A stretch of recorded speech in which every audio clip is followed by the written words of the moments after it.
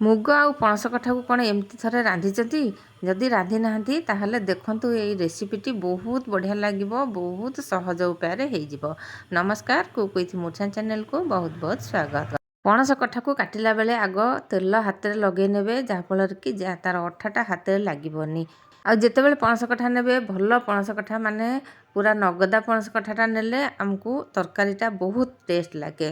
ତ ମୁଁ ଏଇଠି ପଣସ କଠାକୁ କେଉଁ ପ୍ରକାର କାଟୁଛି ଦେଖନ୍ତୁ। ଏମିତି କାଟି ନେଲି, ତାର ଏଇ ଯେଉଁ ପାର୍ଟଟା ଏଇଟା ଅଧିକାଂଶ ପୁରା କାଟିକି ଫୋପାଡ଼ି ଦିଅନ୍ତି, ବିଲକୁଲ ବି ଫୋପାଡ଼ିବେନି। ଖାଲି ତାର ଅଗରୁ ଟିକେ ନାଉରୁ କାଟିଦେବେ, ଆଉ ସବୁତକ ତରକାରୀରେ ପଡ଼ିବ।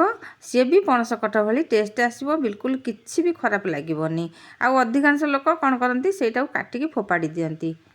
ତ ଏଇଠି ଦେଖନ୍ତୁ, ମୁଁ ଏଇ ସାଇଜରେ ପଣସ କଠାକୁ କାଟି ନେଲି। ମୁଗ ମୁଁ ଏଠି ନେଇଛି 100 ଗ୍ରାମ ପାଖାପାଖି, ପଣସ କଠା ଆଉ ଆଳୁ ଅଳ୍ପ ନେଇଛି। ତ ଏବେ ଯିବା ଗ୍ୟାସ୍ ପାଖକୁ। ଦେଖନ୍ତୁ, ଗ୍ୟାସ୍ ପାଖରେ ମୁଁ ଏଠି କଡ଼େଇରେ ପାଣି ଦେଇଛି। ଆଉ ପାଣିରେ ପଣସ କଠାକୁ ପକେଇକି ଲୁଣ ଟିକେ ପକେଇଦେବା, ହଳଦୀ ଟିକେ ପକେଇଦେବା। ତ ସିଏ ସେପଟେ ସିଝୁଥିବ, ଆମେ ଏପଟେ କ'ଣ କରିବା, ମୁଗକୁ ଭାଜି ନେବା। ଆଉ ଏଇଠି ମୁଗକୁ ବେଶୀ ସମୟ ଭାଜିବାନି, ଯେମିତି କଲର୍ ଟିକେ ଚେଞ୍ଜ ହେଇଯିବ, ବାସ୍ନାଟା ଆସିବ, ସେମିତି କ'ଣ କରିବା, ଆମେ ମୁଗକୁ ବାହାର କରିବା। ଯଦି ବେଶୀ ଲାଲ ହେଇଯିବ, ସିଝିବାକୁ ଡେରି ହେବ, ତାର ସ୍ୱାଦ ବି ଅଲଗା ହେଇଯିବ। ଏଇଠି ମୁଁ 1 ଚାମଚ ପାଖାପାଖି ତେଲ ଦେଇକି ଆଳୁକୁ ଆଗ ପକେଇଦେଲି। ଆଳୁକୁ ଆଗ ଭାଜି ନେବା ଟିକେ। ତ ଗ୍ୟାସ୍ର ଫ୍ଲେମ୍କୁ ଏଠି ଆମେ ମିଡ଼ିୟମ୍ ରଖିଥିବା, କାରଣ ଆଳୁ ଭାଜି ହେଲା ବେଳେ ସେ ବି ସିଝିଲା ଭଳିଆ ହେଇଯିବ, ଅଧା ସିଝିଯିବ। ଏଇଠି ଦେଖନ୍ତୁ, ପଣସ କଠା ଅଧା ଅଧି ସିଝି ଯାଇଛି, ବେଶୀ ସିଝେଇବାନି। ଦେଖନ୍ତୁ, ଟିକେ ଟାଣ ଅଛି, ଆଉ ଏମିତି ହିଁ ଯେମିତି ଚିପିବା ଅଳ୍ପ ଟିକେ ଦବିଯିବ। ଆମେ କ'ଣ କରିବା, ସେ ପଣସ କଠାକୁ ବାହାର କରିନେବା। ପଣସ କଠାଟି ଯଦି ବେଶୀ ସିଝିଯିବ ନା, ବିଲକୁଲ ବି ତାର ଟେଷ୍ଟ ଆସିବନି। ତ ଏଇଠି ଦେଖନ୍ତୁ, ପଣସ କଠାକୁ ବାହାର କରିନେଲି, ସେ କଷା ପାଣି ତକ ଆମେ ଫୋପାଡ଼ି ନେବା। ତ ଏବେ ଆମେ କ'ଣ କରିବା, ଆଳୁ ଏଇଠି ଦେଖନ୍ତୁ ହେଇସାରିଲାଣି। ଆଳୁକୁ ବେଶୀ ଲାଲ କରିବାନି, ଟିକେ କଲର୍ ଚେଞ୍ଜ ହେଇଗଲେ ତ ଆମେ ତାକୁ ଆଳୁକୁ ବାହାର କରିକି ସେ ପଣସ କଠାକୁ ସେଇ ତେଲରେ ପୁଣି ଥରେ ଭାଜି ନେବା। ଗ୍ୟାସ୍ର ଫ୍ଲେମ୍କୁ ସେମିତି ମିଡ଼ିୟମ୍ ରଖିକି ଆମେ କଠାକୁ ଭାଜି ନେବା। 3 ମିନିଟ୍ କିମ୍ବା 4 ମିନିଟ୍ ପାଖାପାଖି ଏଠି ମୋତେ ଲାଗିଲା ଭାଜିବାକୁ। ତ ଯେମିତି ପଣସ କଠାଟା ଅଳ୍ପ ଟିକେ ଭାଜି ହେଇଗଲା, ତାକୁ ବାହାର କରିନେବା। ଏଇଠି ମୁଁ 2 ଚାମଚ ପାଖାପାଖି ସୋରିଷ ତେଲ ଦେଲି, ଅଳ୍ପ ଟିକେ ଚିନି ଦେଲି, ଲାଲ ହେବା ପାଇଁ, ବହୁତ ବଢ଼ିଆ ଟେଷ୍ଟ ବି ହେବ। ତାପରେ ଏଠି ଡାଲଚିନି ଖଣ୍ଡେ ଦେଲି, ତେଜପତ୍ର ଗୋଟେ ଦେଲି। ଯେତେବେଳେ ଆମେ ଦେଖିବା ଚିନିଟା ଉପରକୁ ଫେଣ ହେଇକି ବାହାରିଲା, ଆଉ ସେ ଫେଣଟାର ଟିକେ କଲର୍ ଚେଞ୍ଜ ହେଇଗଲା ଲାଲ ଭଳିଆ, ତ ଆମେ କ'ଣ କରିବା, ସେଇ ଷ୍ଟେଜ୍ରେ ପିଆଜକୁ ପକାଇ ନେବା। ଆଉ ବେଶୀ ସମୟ ରଖିବାନି, ନହେଲେ ପୋଡ଼ିକି ପିତା ଲାଗିବ। ମୁଁ ଏଠି ପିଆଜ ନେଇଛି, ଗୋଟେ ପିଆଜ, ବଡ଼ ପିଆଜ ଗୋଟେ ନେଇଛି, ଅଧା ପୁରା ଚୁନ ଚୁନ କରିଛି, ଆଉ ଅଧା କ'ଣ କରିଛି ନା ଲମ୍ବା ଲମ୍ବା କରିଥିଲି। ତ ଲମ୍ବା ଲମ୍ବା ଯେଉଁ ପିଆଜ କରିଥିଲି ଆଗ ପକାଇ ନେଲି, ଟିକେ ଏପଟ ସେପଟ କରିକି, ତାପରେ ଛୋଟ ଛୋଟ ପିଆଜକୁ ପକାଇ ନେଲି। ତାପରେ ମୁଁ ଏଠି ଆଡ଼େଇକିରି ଫୁଟେଇ ନଥିଲି, ଜିରା ପକାଇ ନେଲି। ଆପଣ ପ୍ରଥମରେ ପକାଇଲେ ହେବ, କିନ୍ତୁ ଏଇ ଷ୍ଟେଜ୍ରେ ଯଦି ଆମେ ଏମିତି କରିକି ପକାଇବା, ଚିନିଟା ଆମର ପୋଡ଼ିବାର ସମ୍ଭାବନା ନଥିବ। ତ ସେଥିପାଇଁ ମୁଁ ଏଇଠି ଜିରାକୁ ପକାଇ ନେଲି। ପିଆଜ ଯେତେବେଳେ ପୁରା ଲାଲ କଲର୍ ହେଇଯିବ, ମାନେ ବାଦାମୀ କଲର୍ ହେଇଯିବ, ଆମେ ସେଇ ଷ୍ଟେଜ୍ରେ କ'ଣ କରିବା, ପକାଇ ନେବା ଅଦା ରସୁଣ ପେଷ୍ଟ 1 ଚାମଚ, ମାନେ ଛୋଟ ଚାମଚରେ ଦେଖନ୍ତୁ ଏଠି ପକାଇଛି, ବେଶୀ ପକାଇବା ଦରକାର ନାହିଁ, କାରଣ ଏଠି ଆମେ ଡାଲମା ଭଳି ତିଆରି କରୁଛେ। ଆଉ ବିଲାତି ଜମା ବି ବେଶୀ ନେବାନି। ଦେଖନ୍ତୁ, ଛୋଟ ବିଲାତିରୁ ମୁଁ ଫାଳେ ନେଇଛି, ବିଲକୁଲ ବି ବିଲାତି ନ ପକାଇଲେ ଚଳିବ।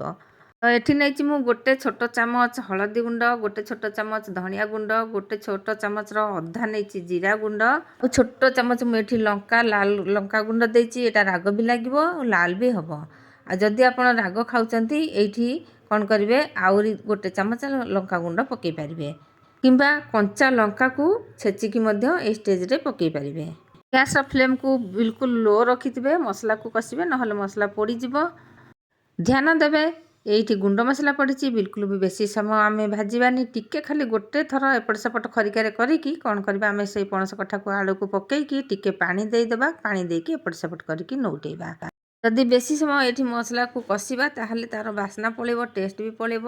ଏଇଠି ମୁଁ ଦେଇଦେଇଛି ସ୍ୱାଦ ଅନୁଯାୟୀ ଲୁଣ। ତାପରେ ଏପଟ ସେପଟ କିଛି ସମୟ ଆମେ ଖେଳେଇ ନେବା। ମସଲାକୁ ଆମେ ସେଇ ଯେଉଁ ପଣସ କଠା ଆଳୁ ଦେହରେ ମିଶିବା ପର୍ଯ୍ୟନ୍ତ, ମାନେ 5 ମିନିଟ୍ ପର୍ଯ୍ୟନ୍ତ ଅଳ୍ପ ଲୋ ଫ୍ଲେମ୍ରେ ଆମେ ଏମିତି ନୋଟପାଟ କରିବା। 5 ମିନିଟ୍ ହେଇଗଲା ପରେ ଆମେ କ'ଣ କରିବା, ଯେଉଁ ତାଟିଆରେ ମୁଁ ମୁଗ ପକାଉଥିଲି, ସେଇ ତାଟିଆରେ ମୁଁ 2 ତାଟିଆ ପାଣି ଦେଇଛି। ଦରକାର ଅନୁଯାୟୀ ପଛରେ ଦେବା ପାଣି, ଆଉ ଗରମ ପାଣି ନିଶ୍ଚୟ ନେବେ। ଗରମ ପାଣି ଦେଲେ ତରକାରୀଟା ଶୀଘ୍ର ଫୁଟିବ, ତା ଛଡ଼ା କଲର୍ ବି ଉପରକୁ ଆସିଯିବ। ଯଦି ବେଶୀ ପରିବା ନେଇଛନ୍ତି, ବେଶୀ ଡାଲି ନେଇଛନ୍ତି, ତା ଅନୁସାରେ ଆପଣ ପାଣି ଦେବେ। ତ ଏଇଠି ଦେଖନ୍ତୁ, ମୁଗକୁ ମୁଁ ପକାଇ ନେଉଛି, ଧୋଇକି ଗଡ଼େଇକି ରଖିଥିଲି। ମୁଗ ପକାଇ ସାରିକି ଆମେ ଫୁଟିବାକୁ ଛାଡ଼ିବା। ଆଗକୁ आज रेसिपी जदि पसंद आसी थाए निश्चय कमेंट जनइबे। तो तरकारी ये फुटी जाइए आम एवं कौन करवा घोड़े नवा गैस फ्लेम को लो टू मीडियम रखिथिबा मुग को सीझा को छाड़ीदेवा। देखो ये मोर मुगटी पूरा अधा को बेसी सीझी जाइए। स्टेज रे आम कौन करवा एमती बाहर करके डंकी कौन करवा एमती माड़ी नवा जहाँफल कि तरकारी आमर पूरा माने मिसीज बढ़िया भी टेस्ट आसो माड़ी माड़ी देले।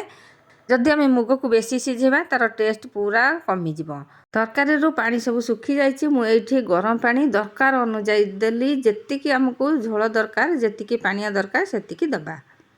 तो ये स्टेज आम कौन करवा गुआ घी गोटे चामच देदेबा। गुआ घीर फ्लेवर बहुत बढ़िया आसो टेस्ट भी बहुत बढ़िया आसो।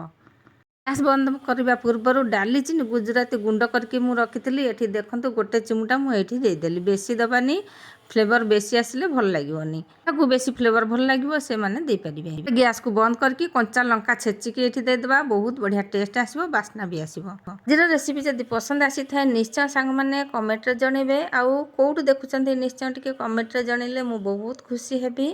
चैनल जदि नुआ अच्छा प्लीज सब्सक्राइब करनी पुणी आगू आसबि नुआ रेसिपी नहीं। जय जगन्नाथ।